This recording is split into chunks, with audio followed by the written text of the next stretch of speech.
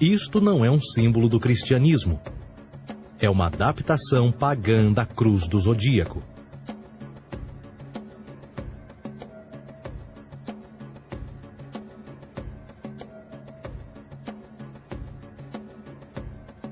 Esta é a razão pela qual Jesus, nas primeiras representações, era sempre mostrado com a sua cabeça na cruz.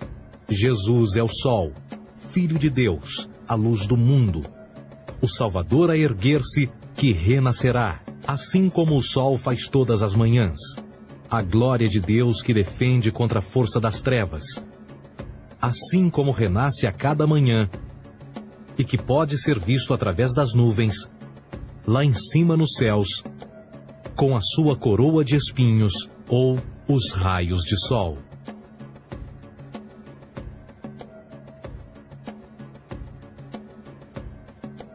Agora, nas muitas referências astrológicas ou astronômicas na Bíblia, uma das mais importantes tem a ver com o conceito de eras. Através das Escrituras há inúmeras referências a essa era. Para compreender isto, precisamos primeiro estar familiarizados com o fenômeno da precessão dos equinócios. Os antigos egípcios, assim como outras culturas antes deles, reconheceram que aproximadamente de 2150 em 2150 anos, o nascer do Sol durante o equinócio de primavera ocorria num diferente signo do zodíaco. Isto tem a ver com a lenta oscilação angular que a Terra tem quando roda sobre o seu eixo. É chamado de precessão porque as constelações vão para trás, em vez de permanecerem no seu ciclo anual normal. O tempo que demora cada precessão através dos 12 signos é de 25.765 anos. Este ciclo completo é chamado também de Grande Ano, e algumas civilizações ancestrais sabiam disso. Referiam-se a cada ciclo 2.150 anos como Era. De 4.300 a.C. a 2.150 a.C. foi a Era de Touro. De 2.150 a.C. a 1 d.C. foi a Era de Áries. E de 1 d.C. a 2.150 d.C. é a Era de Peixes, a era que permanecemos nos dias de hoje. E por volta de 2150 entraremos na nova era, a Era de Aquários. Agora, a Bíblia refere-se por alto ao movimento simbólico durante 3 eras, quando se vislumbra já é uma quarta. No Velho Testamento, quando Moisés desce o Monte Sinai com os 10 mandamentos, ele está perturbado ao ver sua gente adorar um bezerro dourado. De fato, ele até partiu as pedras dos 10 mandamentos e disse a todos para se matarem uns aos outros para purgarem o mal. A maior parte dos estudiosos da Bíblia atribuem esta ira de Moisés ao fato de os israelitas estarem adorando a um falso ídolo, ou algo semelhante. A realidade é que o bezerro dourado é o Taurus, touro. E Moisés representa a nova era de Áries. Esta é a razão pela qual os judeus ainda hoje assopram com o chifre do carneiro. Moisés representa a nova era de Áries. E perante esta, todos têm de largar a velha. Outras divindades, tais como Mitra, marcam essa transição também. Um deus pré-cristão que mata o touro, na mesma linha simbólica. Agora Jesus é a figura portadora da era seguinte à de Áries, a Era de Peixes.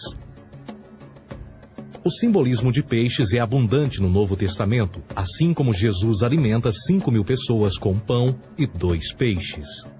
No início do seu ministério, enquanto caminhava ao longo da Galileia, conhece 2 pescadores que o seguem. Agora reflita se voltar a ver um adesivo em formato de peixe escrito Jesus na traseira dos carros. Poucos sabem o que aquilo no fundo representa. É um simbolismo astrológico pagão para o reinado do Sol durante a Era de Peixes. Jesus assumiu também que a data do seu nascimento é também a data do início desta era. Em Lucas 22:10, quando Jesus é questionado se a próxima passagem será depois de ele ir embora, Jesus responde: Eis que quando entrardes na cidade, encontrareis um homem levando um cântaro de água. Segui-o até a casa em que ele entrar. Esta escritura é de longe a mais reveladora de todas as referências astrológicas. O homem que leva um cântaro de água é Aquários, o portador de água, que é sempre representado com um homem despejando uma porção de água. Ele representa a era depois de Peixes, e quando o Sol, Filho de Deus, sair da era de Peixes, Jesus, entrará na casa de Aquários, e Aquário é antes de Peixes na precessão dos equinócios. Tudo o que Jesus diz é que depois da era de peixes chegará a era de aquário.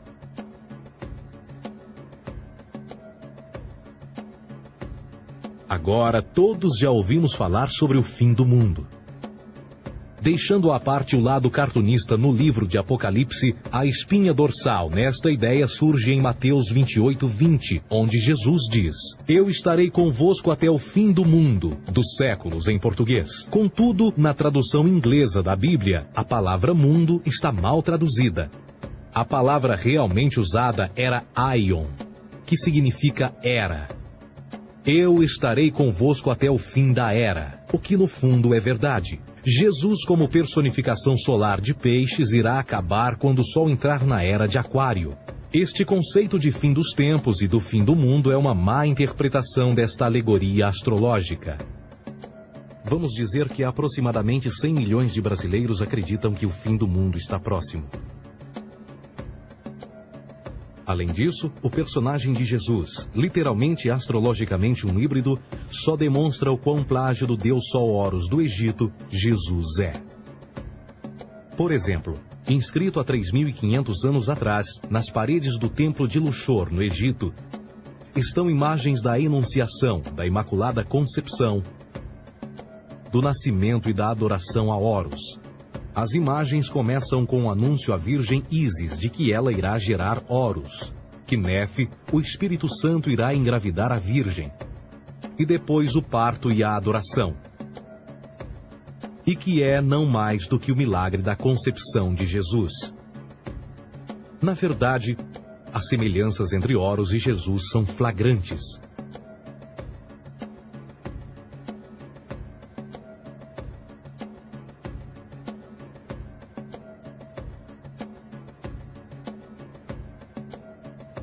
E o plágio continua.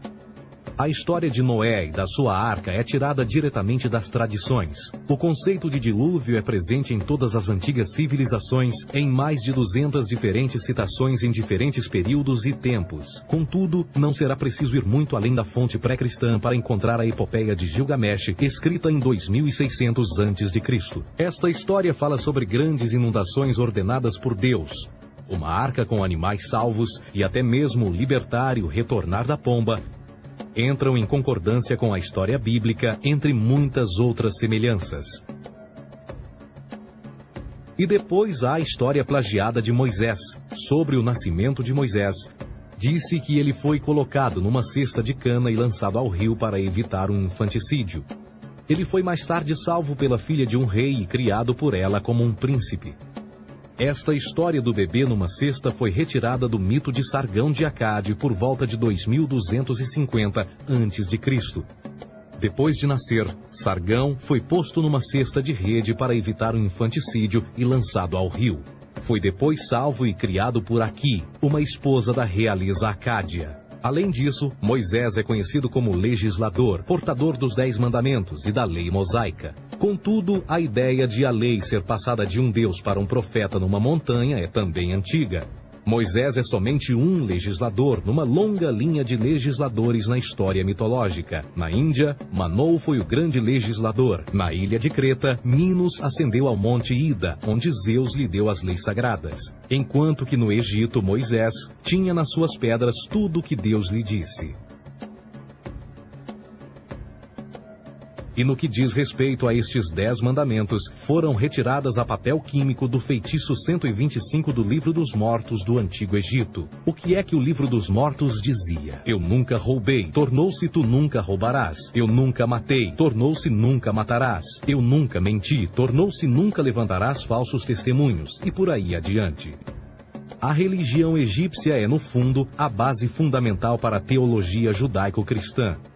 Batismo, vida após a morte, julgamento final, imaculada concepção, ressurreição, crucificação, a arca da aliança, circuncisão, salvadores, comunhão sagrada, dilúvio, Páscoa, Natal, a passagem e muitas outras coisas e atributos são ideias egípcias, nascidas muito antes do cristianismo ou judaísmo. Justin Martyr, um dos primeiros historiadores e defensores cristãos, escreveu: